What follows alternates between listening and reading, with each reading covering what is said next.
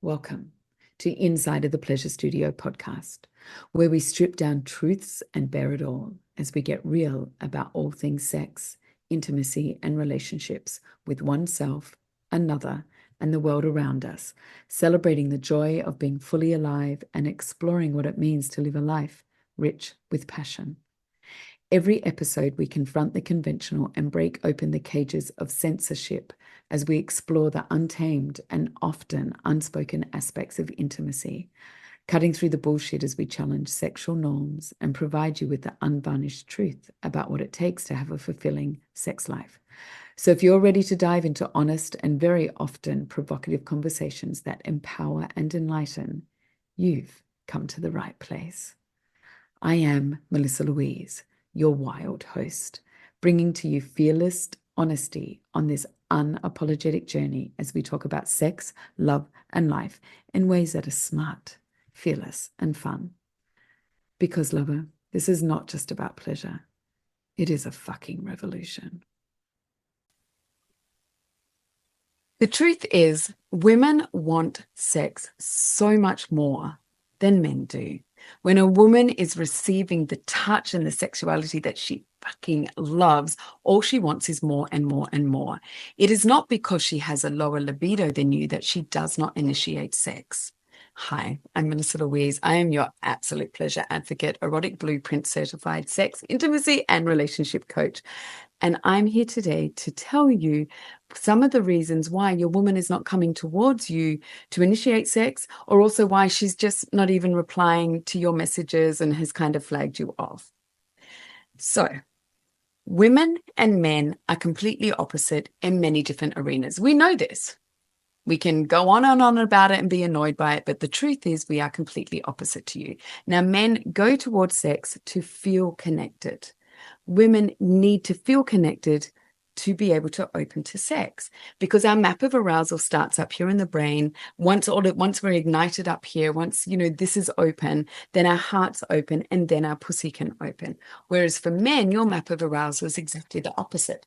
Your map of arousal starts down in your pelvis, starts at your cock, and you go towards what you want so that the energy gets raised up to the heart, to the head. This is your absolute divine spiritual work. As woo-woo as that may sound, it's just how it fucking well is. So when you're feeling you're in that space that your woman's not coming towards you, she's not initiating sex, she's rejecting your advances, there are some few things, really key things to start taking notice of. So for a woman to feel connected, to open to sex, this connection is about how connected does she feel in the relationship with you. And women are always telling you what they need. This is just so mind-blowing to me when a woman shares with men exactly what they need, and then they just decide not to do it. And then there's the complaints of like, why is she not coming towards me? So one of the biggest things is building your sexual currency. Now, sexual currency is all of these beautiful, think of them as like coins in a bank, all of the things that you place into the beautiful foundation of your relationship instead of a bank, the things that you are doing to build the foundation of your sensuality, your sexuality, and the fabric of your intimacy. So one of the best ways to do that is understanding each other's love languages. So if your woman's love language is words of affirmation and touch, then use that. You have the most incredible piece of information in your little hands right there. Words of affirmation. We have these freaking things available to us where we're connected, unfortunately, all the time to the world, and yet many people don't use it to their advantage. Words of affirmation, the way that you speak to her during the day, the way that you reach out to her. If you're not living in the same household, then when you wake up in the morning, you're sending a text to her saying, "Good morning, gorgeous. Just thinking of you while I'm making my coffee." That takes fucking 12 seconds, dude. It takes 12 seconds. If you just go, "Hey, morning," it feels like, the woman just looks at that and goes, great. It could be the plumber. Am I the PA? And I think the kids got a better message than that. Like when they, hey, like if you're living in the same household, how do you treat her? She is your partner. She is your lover. She is your wife. Then speak to her accordingly. don't speak to her. Yes, there's times that you need to be doing business and things need to be sorted out. But in the morning greeting and when you're coming towards her, when you're speaking about food or, things that you're going to do together, be in the space that she is your partner, she is your lover, she's your wife. She's just not another mate that you're organizing a football match with. Yeah. You want her to be open to you. This is really fucking important. This is non-negotiable. And if this is annoying to you, then don't be with women. That's all I can say. It's like, that is just the reality of it. And if you want to put in minimal effort, just understand that you will receive minimum opening. Some women, yes, will still get together with you just to fuck a bit and just to have sex, but you're not going to receive all of her. You're just going to receive that, and her body will not open to you. And in the end, and then of course, this is where women get UTIs. All of these things show up in their body when they're moving towards intimacy that is not honoring their process. So that is very clear about all of this stuff.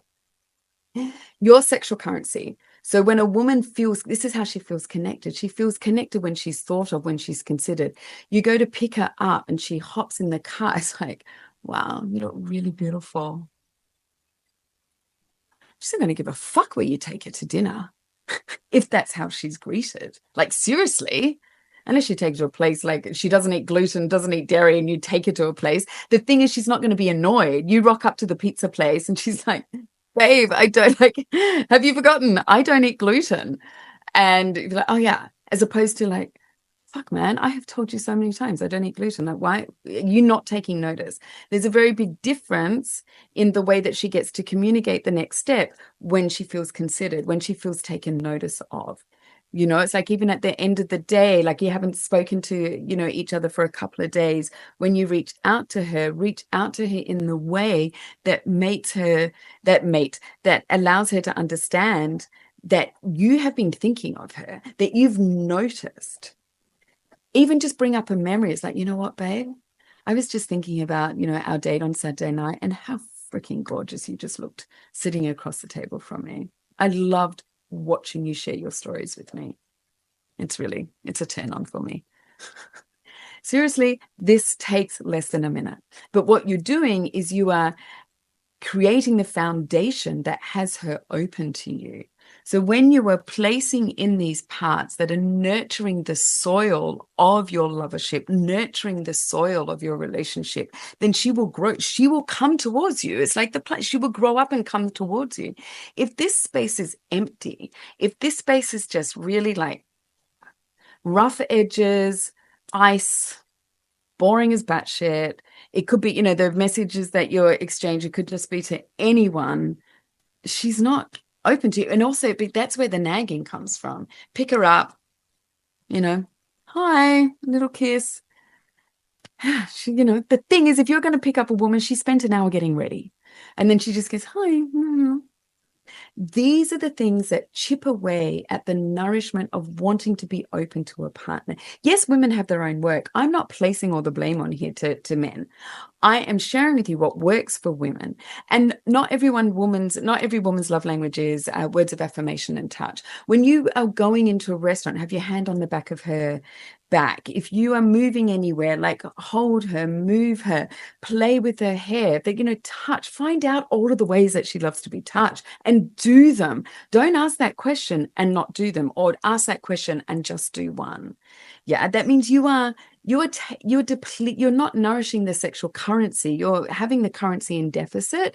And then when you go towards her for sex, because you want to feel connected, because there is no connection, then you are coming into a deficit and you're reaching out for sex, and she's going to just have this reaction and she's going to be naggy and she's going to bite, and she's got not physically bite. She's going to be narky at something. It's like roll her eyes and things like that, because she doesn't feel nourished and fulfilled. Women don't want to be in that space with men where they're rolling their eyes and feel like they're with, they're just like, God, what am I here for? It's so depleting for us. And it's really sad. I know, because this is what we all talk about in our groups when we're out to dinner with our girlfriends and all this. Is what we go on and on and on about. So I'm speaking from absolute experience in my own life, in my own love life, and in the love life of my clients, and in the love life with my dear female friends. We want to feel completely seen and adored and nourished. And it doesn't take that much to do so, because when you do so, we're more open and more open, and things don't bother us as much when we feel completely taken notice of. So that's that sexual currency. There's that one. If she feels, and that all comes into taking notice. The whole thing is about taking notice, building your sexual currency.